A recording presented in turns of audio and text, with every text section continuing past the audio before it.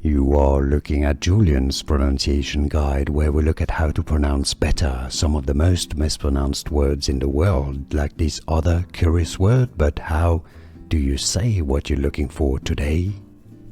We are looking at how to pronounce these names and more confusing names too many people get wrong, including French names, so stay tuned to the channel, loads to learn here. In French, for reference, it's said as cassegrain, cassegrain, meaning to break grain, really.